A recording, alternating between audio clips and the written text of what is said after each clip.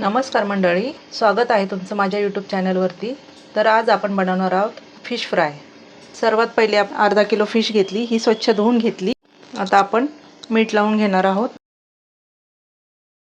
आता आपण याच्यामध्ये फिश फ्रायचा मसाला टाकून घेतलाय, लिंबू पिळून घेतलं आणि सर्व मसाला व्यवस्थित मिक्स करून घेतला। मिश्रण मिक्स झाल्यावर 10 मिनिटांसाठी मॅरिनेट करायला ठेवलं।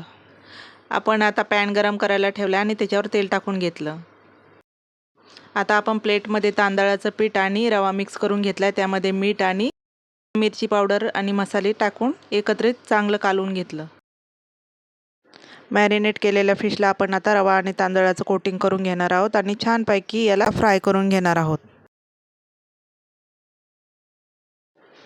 त्यावर आपण तेल टाकून दुसऱ्या बाजूने व्यवस्थित फ्राय करून घेणार आहोत।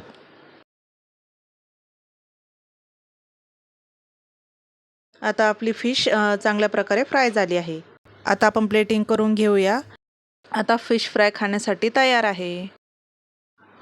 व्हिडिओ आवडलास तर लाईक करा, शेअर करा आणि चॅनलला सबस्क्राईब करायला विसरू नका।